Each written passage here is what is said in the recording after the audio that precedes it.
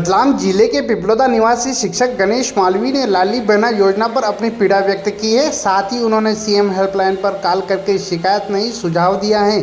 उनका audio social media पर काफ़ी वायरल हो रहा है। आइए आपको सुनाते हैं वायरल ऑडियो। मध्य प्रदेश शासन की सीएम हेल्पलाइन सेवा में आपका स्वागत है। आपकी कॉल प्रशिक्षण एवं गुणवत्ता हेतु रिकॉर्ड की जा सकती है।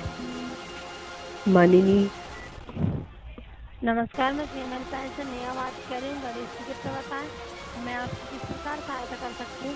मैडम नमस्कार, आपको बहुत बहुत। जी बताइए सर। मैं गणेश मालवी बोल रहा हूँ। मैडम मैं थोड़ा सा निवेदन कर रहा था कि मेरी जो अभी ये कॉल लगाई है ये क्या कोई शिकायत के लिए नहीं है। मेरा एक सुझाव भी है और थोड़ा सा माननीय मुख्यमंत्री जी से मैं एक निवेदन ये करना चाह रहा था आपके माध्यम से कि जो मुख्यमंत्री जी मुफ्त की जो योजनाएं चला रहे हैं उस योजना को लेकर के थोड़ा सा मेरे मन में एक ऐसा एक द्वंद्व दौड़ रहा है कि आखिर ये योजनाएं जब सरकार मुफ्त की चलाती है और सरकार खुद बोलती है आगे रहकर के मुफ्त की रेवड़ियाँ ना बांटी जाए, तो मैं ये जानना चाहता हूँ कि ये जो सरकारें जो माननीय मुख्यमंत्री जी जो घोषणाएं कर रहे हैं, जो जिस प्रकार से लाडली बहना है इसके ऊपर आप पैसा दे रहे हो, कोई दिक्कत नहीं, दे रहे हो उसके लिए बढ़िया, धन्यवाद आपको। लेकिन ये चुनावी मसला है, मैं समझ रहा हूँ उसको, आप भी समझ रहे हैं मैडम। पर मैं चाहता हूँ कि लाडली बहनों को जब आप 1000 रुपये दे रहे हैं तो क्या किसी सरकारी कर्मचारी की पत्नी लाडली बहन नहीं है कि उसके साथ सौतेला व्यवहार क्यों किया जा रहा है? उसको भी 1000 दे सकते हो आप। वो कौन सा काम कर रही है? वो तो गृहिणी है ना। दूसरी बात, जब हम कर्मचारी काम करते हैं, हम काम करते हैं तो एक टैक्स का जो स्लैब होता है उस टैक्स स्लैब के बाद में हम टैक्स दे देते हैं कि भाई जितना आपका बन रहा है उसके बाद आप टैक्स देंगे पैर।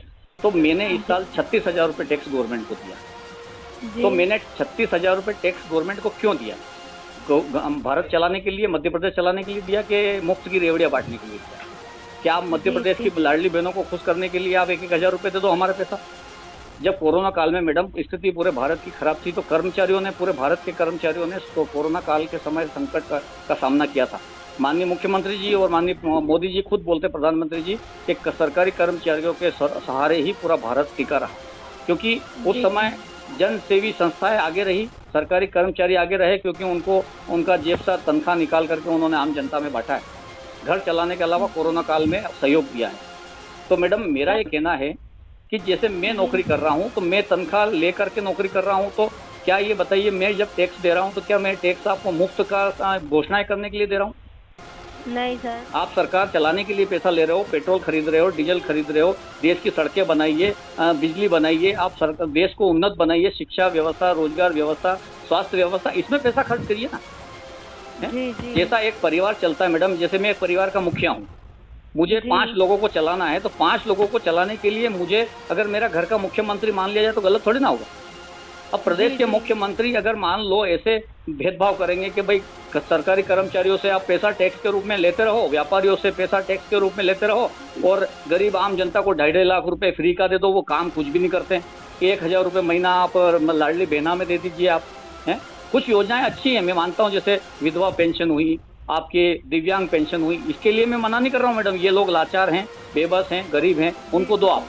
लेकिन लाडली बहना योजना जैसी, एक प्रधानमंत्री मकान बनाने जैसी 2.5 लाख रुपए जैसी योजना, और ऐसी योजना है मैडम जिसके घर में कोई सरकारी कर्मचारी नौकरी भी करता है और उसका लड़का 18 साल का या 20 साल का हो गया, उसने अलग परिवार बना लिया, वो गरीबी रेखा में कूपन पे नाम लिखवा लेता है और उसको मकान मिल जाता है। उसकी मिसेज को आप लाडली बहना में जोड़ देते हैं। जी सर, पर नहीं, मेरी बात पूरी सुन लीजिए। मेरे कोई शिकायत नहीं है, मेरा ये से है मैडम कि मैं जब काम करके सरकार को पैसा दे करके, टैक्स दे करके, और मेरा देश चलाने के लिए, मध्य प्रदेश चलाने के लिए जब मैं मेहनत कर रहा हूँ, अभी मैं इलेक्शन का BLO भी हूँ मैडम, है। इलेक्शन का BLO होने के नाते मुझे साल भर में 15 मतलब एक 600 रुपये के हिसाब से 6,000 रुपये 12 महीने के मेरे को मिलते हैं। 500 रुपये के महीने के हिसाब से साल भर के 6,000 रुपये मिलते हैं। तो जब मैं BLO की अतिरिक्त नौकरी कर रहा हूं तो मुझे काम करने के 6,000 रुपये देती है सरकार, और लाडली बहना को घर बैठे 1,000 रुपये देती है। तो वो क्यों? उसको रोजगार नहीं दे सकते आप? सिलाई, कढ़ाई, बुनाई, हैंडलूम, छोटा मोटा किराना व्यापार, ये वो, पत्तल दोने, कुछ भी आप ऐसी चीज़ें बना सकते हैं जो लाडली बहनाएं घर पे कर सकती हो, हैं। जी आप उनको योजनाएं दीजिए, रोजगार दीजिए। आप घर बैठे आप ये कीजिए कि भाई आपके स्थानीय विधायक जो भी हैं, मेरे यहाँ डॉक्टर राजेंद्र पांडे जी लगते हैं, उनसे कहिए आप कि भाई जितने भी आपके क्षेत्र में इस उम्र की जो भी लाडली बहनाएं हैं उनको आप ये काम दीजिए, उनको आप तनख्वाह मिलेगी। तो स्वरोजगार आप मतलब उसको आप क्या चाहते हैं? आप उसको बेरोजगार बना रहे हो और 1,000 रुपये खाते में डाल रहे हो, कौन काम करेगा ये बताओ। जी और आप भी मैडम मेरी बात सुनने के लिए अब यहाँ आप नियुक्त हैं, आप टेलीफोन पे मेरी बात सुन रही हैं। आप भी वहाँ फ्री में तो नहीं बैठे होंगे, आपको भी तनख्वाह मिल रही होगी ना।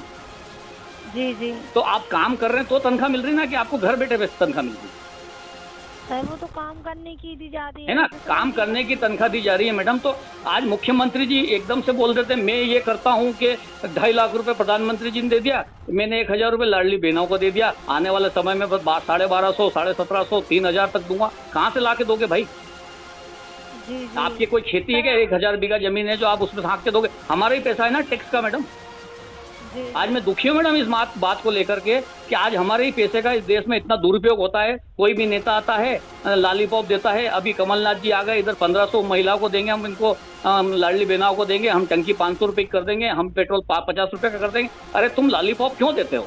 आप किसी जनता को क्यों आप इतना रीढ़ की हड्डी से तोड़ करके जमीन पे सुला देते हो? उसकी रीढ़ की हड्डी मजबूत रहने दो, उसको स्वाभिमान उसको खड़ा करो। मोदी जी ने कहा है हमारा देश स्वाभिमान देश है, ऐसे कैसे स्वाभिमान हो जाएगा मैडम? समझ पा रहे सर आप जो बताना चाहते हैं, लेकिन सर हम इस संबंध में तो आपको कोई सहायता नहीं नहीं मैडम, कर आप पाएंगे। ये सहायता कर सकते हो कि जब 181 माननीय मुख्यमंत्री जी ने समस्या समाधान के लिए रखा है, तो कम से कम मुख्यमंत्री जी खुद एक समस्या क्रिएट कर रहे हैं कि इस तरीके से। तो एक आम कर्मचारी और एक आम गृहिणी जो मेरी पत्नी है उसको भी 1,000, मैं भी नहीं चाहता हूँ मेरी पत्नी को मुफ्त में 1,000 रुपये दो। क्यों? मैं खुद चाहता हूँ कि वो अपने पैर पे खड़ी रहे, वो कुछ काम करे, उसको दे। मैं ये चाहता हूँ मैडम, मेरा भारत, मेरा मध्य प्रदेश, मेरा घर, मेरा मोहल्ला स्वाभिमानी हो और हाथ से कमा के खाए, और शाम को जब वो पसीना पोछे तो उसको लगे कि मैंने मेहनत की है। आप क्या करना चाह रहे हो? पूरे देश को पंगु करना चाह रहे हो, सबको मुफ्त में। अभी बिजली मुफ्त कर देंगे, फिर कभी किसानों का ऋण मुफ्त कर देंगे, माफ कर देंगे, अभी व्यापारियों का लाखों करोड़ों रुपए ब्याज माफ कर देंगे, कर्मचारियों का कोई रियायत ही नहीं है।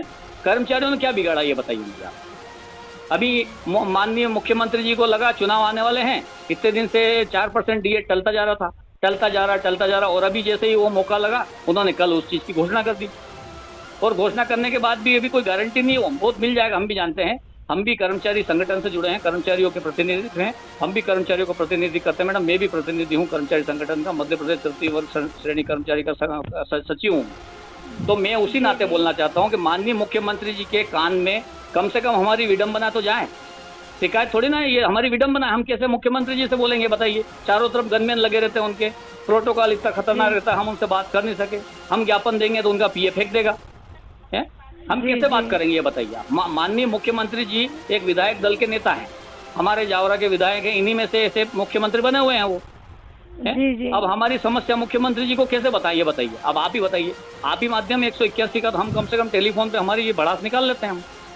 जी समझ। तो मेरा ये मैडम निवेदन है कि मेरी ये पूरी रिकॉर्डिंग मुख्यमंत्री जी को कहें कि पूरे मध्य प्रदेश में पहला ऐसा केस आया है माननीय मुख्यमंत्री जी कि 181 आपने रखी है शिकायत के लिए, और आप ही के खिलाफ शिकायत है, आप ही के लिए कर्मचारी की विडंबना है, आप ही के कर्मचारी की एक दुख है, तकलीफ है, उसको सुनो और इस तरीके से आप उस समस्या को दूर करो। आप हैं, समस्या वही दूर कर सकते हैं मैडम, मुख्यमंत्री जी ही दूर कर सकते हैं। उनके ऊपर कौन है जो करेगा? जी जी उन्हीं के द्वारा दूर हो सकती है सर। फिर तो आप ये मेरी बात को, मेरी रिकॉर्डिंग को उनके पास में समक्ष पेश करें और मुझे संतुष्ट करें मैडम। आने वाले चुनाव में जो भी मसला रहे उससे कोई लेना देना नहीं है, लेकिन मेरे टैक्स का पैसे का सदुपयोग होना चाहिए, देश की तरक्की में होना चाहिए, न कि मुफ्त की रेवड़ी बांटने में। जी सर, मैं आपको ज़्यादा समय नहीं दे पाऊंगी सर। जी ये जो भी मैंने बात कही मैडम, ये आप वहाँ तक पहुँचाइए, मेरा यही बस इतना निवेदन है आपसे। जी जी ठीक है ना? जी ठीक, ओके, थैंक यू। जी CM हेल्पलाइन में संपर्क करने के लिए